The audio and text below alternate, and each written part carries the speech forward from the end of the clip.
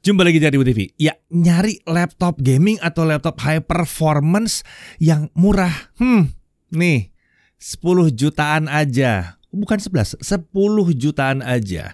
Ya, mencari laptop high performance yang terjangkau emang nggak gampang. Apalagi kalau maunya udah pakai discrete GPU. Tapi laptop yang satu ini sudah dilengkapi dengan prosesor Intel Core generasi ke-12 seri H. Iya, seri H.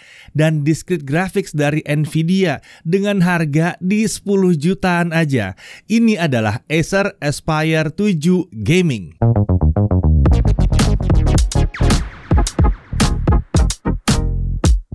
Oke, kalian pasti udah gak sabar mau tahu kemampuannya seperti apa, speknya seperti apa. Jadi kita langsung aja masuk mulai dari spesifikasi dulu ya. Untuk prosesor dia pakai Intel Core i5 12450H. Ya, udah pakai Intel 7 base TDP 45 watt, 8 core 12 thread, ada 4 performance core dan ada 4 efficient core dengan Intel Smart Cache sebesar 12 MB. Integrated graphics-nya adalah Intel UHD Graphics 48 execution unit. Karena sudah Gen 12 tentunya dia sudah support QuickSync dan AV1 juga.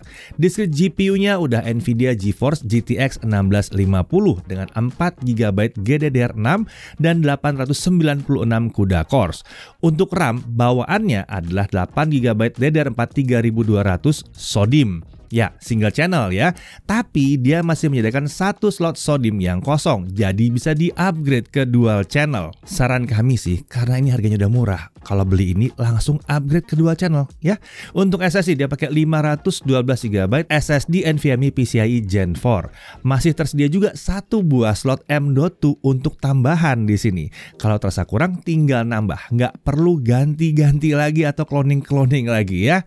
Untuk baris konektivitasnya dia pakai MediaTek MT7921. Sudah bisa Wi-Fi 6E, sudah bisa Bluetooth versi 5.2. Kapasitas baterainya adalah 53 Wh. OS-nya pakai Windows 11 Home. Untuk form factor tentunya dia clamshell atau laptop klasik. Dan materialnya adalah kombinasi aluminium dan polikarbonat. Sama seperti Acer Aspire sebelumnya, laptop yang satu ini punya desain khas yang simple minimalis. Dan ada logo Acer berukuran kecil di bagian atasnya. Untuk warna ini grey atau abu-abu ya. Dimensinya panjang 36,3 cm, lebar 25,4 cm dan ketebalan 2,2 cm. Untuk bobotnya laptopnya aja di 2,15 kg. Jadi nggak terlalu berat-berat banget sebetulnya. Chargernya di 350 gram. Jadi kalau dibawa-bawa dengan chargernya dia bobotnya 2,5 kg. Untuk display ini adalah panel IPS ukuran 15,6 inci dengan resolusi Full HD atau 1920 x 1080. Refresh rate-nya tentunya gaming banget di 144 Hz. Berdasarkan pengujian kami, brightness-nya itu di indoor adalah 240 nits dengan gamut coverage di 58,2% sRGB dengan volume di 58,6% sRGB. Bingkai kanan kirinya tergolong agak tipis ya, dengan screen to body ratio di kisaran 81,67%. Bingkai atas sedikit tebal memang karena ada webcamnya. Nah, untuk kameranya ini resolusinya adalah 720p dengan teknologi Super High Dynamic Range atau SHDR imaging. Untuk kualitas kameranya kurang lebih seperti ini. Dan ini adalah kualitas webcam dari laptop Acer Aspire 7 Gaming. Jadi bagaimana hasilnya? Nah, untuk audio dia menggunakan dual speaker stereo yang terletak di bawah laptop. Untuk kualitas suaranya ya memang ini nggak yang kencang-kencang banget sih kualitas suaranya. Ya cukuplah untuk sebuah laptop bisa memperdengarkan suara gitu ya. Tapi jangan berharap yang bisa menggelegar gitu ya, enggak. Belum bisa kalau di sini. Untuk konektor di kiri ada satu DC-in, ada satu Ethernet, satu HDMI, dua USB 3.2 Gen 1 dan ada satu Thunderbolt 4. Lalu di kanan ada satu audio combo jack 3,5 mm dan ada satu port USB. Nah, untuk keyboard dia menggunakan layout khas Acer Aspire ya. Masih mirip lah dengan seri-seri Aspire yang pernah kita review sebelumnya. Dilengkapi dengan tombol numpad di sini ya, di sisi kanan tentunya ya. Tombol powernya ini menyatu dengan layout keyboard terletak di pojok kanan atas. Nah, keyboard ini dilengkapi dengan backlight putih dan punya 2 tingkat kecerahan. Untuk touchpad ini menggunakan precision touchpad yang berukuran cukup lebar di sini. Terletak center to spacebar tapi agak melebar hingga tombol alt yang kanan. Tidak ada tombol klik kanan dan kiri di sini. Untuk sistem keamanan dilengkapi dengan fingerprint scanner yang mendukung Windows Hello. Jadi login Windows itu mudah tanpa harus ngetik-ngetik password lagi. Letaknya ada di area touchpad di pojok kiri atas. Nah, untuk sistem pendingin dia menggunakan sistem pendingin aktif dengan 2 fan dan 3 heat pipe. Intake-nya dari bawah, exhaust-nya ke arah belakang dan kanan. Sekarang kita masuk ke aspek performanya. Terdapat 3 mode performa di sini ya, yang dapat diakses dengan menggunakan tombol function plus huruf F. Ada mode silent, mode standar, dan mode performance. Nah, sebelum masuk ke pengujian, karena laptop ini RAM-nya cuma 8 GB single channel, nanti akan kita upgrade ditambah 8 GB lagi, supaya kita bisa lihat perbandingan antara 8 GB single channel bawaan dengan kalau kita buat dia jadi dual channel 16 GB. Oke, mari kita lihat konsistensi performanya dengan Cinebench R15 looping 20 kali. Saat diuji di mode standar dan performance, kami tidak melihat adanya perbedaan skor yang signifikan, baik skor maksimum yang dapat dicapai maupun skor yang bisa dipertahankan. Maksimumnya itu sekitar 1679 poin, sementara skor yang bisa dipertahankan ada di kisaran 1570 sampai 1600 poin. Dalam pengujian tadi, suhu CPU itu sustain atau bertahan di kisaran 80 sampai 84 derajat Celcius, dengan sekali-sekali dia spike atau lompat colongan di awal run ke kisaran 90 sampai 95 derajat Celcius. Ini wajar. Sekarang mari kita lihat kalau kita pakai software untuk video editing, Adobe Premiere Pro CC 2023. Untuk single channel 8 GB 4K 60, durasinya 2 menit 7 detik, software only 17 menit 27 detik. Kalau pakai CUDA jadi 2 menit 49 detik. Udah cukup kenceng nih pakai CUDA ya. Lalu kalau single channel Full HD 60 fps ya, video 2 menit 7 detik juga, software only 2 menit 36 detik, kalau pakai CUDA di 49 detik. Nah, sekarang kalau kita pasangin dual channel 16 GB, video 4K 60 yang sama dengan software only saya dalam waktu 12 menit 18 detik. Lalu kalau pakai CUDA jadi 2 menit 43 detik. Dan kalau kita pakai external GPU dengan dual channel, dia turun ke 1 menit 41 detik. Lalu kalau video 1080p ya, dengan dual channel 16 GB, software only saya dalam waktu 2 menit 13 detik. Kalau pakai CUDA 45 detik saja. Kalau pakai external GPU yang tadi via Thunderbolt, dia nyampe 32 detik saja. Nah, suhu kerja pada saat melakukan 4K video render, CPU dari kisaran 50 sampai 70 derajat Celcius, sementara GPU di kisaran 50 sampai 64 derajat Celcius. Kita lanjut ke software video editing yang DaVinci Resolve 18.1. Ya, ini software profesional, tapi ini versi gratis yang kita pakai. Dengan single channel video 4K 60 ya, itu selesai dalam waktu 6 menit 9 detik. Sementara kalau 1080p 60 fps selesai dalam waktu 1 menit 45 detik. Sementara itu kalau kita pakai dual channel 16 GB ya, dual channel, video 4K 60 selesai dalam waktu 5 menit 24 detik. Sementara kalau dual channel dengan external GPU selesai dalam waktu 5 menit 1 detik. Kalau video 1080p 60 fps selesai dalam waktu 1 menit 28 detik. Sementara kalau pakai external GPU ya, video 1080p 60 selesai dalam waktu 1 menit 25 detik saja. Nah, suhu kerjanya pada saat melakukan 4K video render, suhu CPU itu ada di kisaran 60 sampai 90 derajat Celcius, tapi sempat beberapa kali spiking di pertengahan hingga 98 derajat Celcius. Ini memang suhu CPU yang wajar, memang sangat sering kita temukan di software yang satu ini.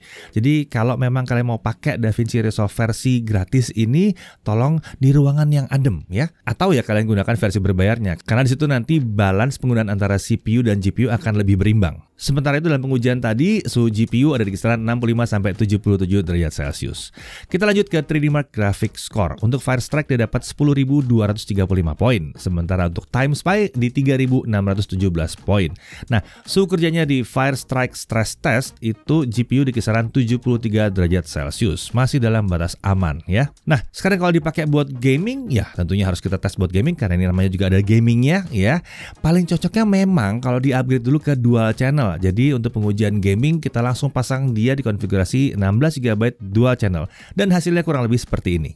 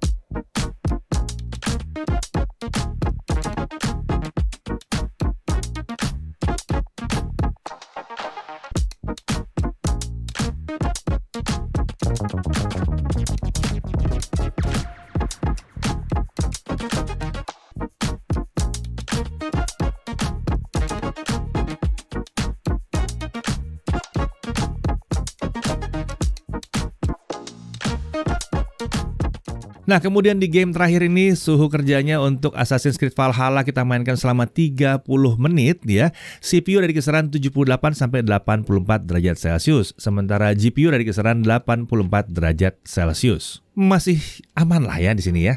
Lanjut ke suhu permukaannya. Area terpanas pada saat mainkan game yang tadi selama setengah jam itu ada di sisi tengah atas keyboard dekat angka 6 yang mencapai 46 derajat Celcius. Untuk area kiri dan kanan keyboard suhunya berada di kisaran 35 sampai 38 derajat Celcius. Kalau di palm rest itu aman, suhunya bahkan ada di kisaran 30-an derajat Celcius saja. Kita lanjut ke pengujian storage-nya. Dengan Crystal Disma kita dapatkan bahwa kecepatan bacanya ada di 4855 MB per second.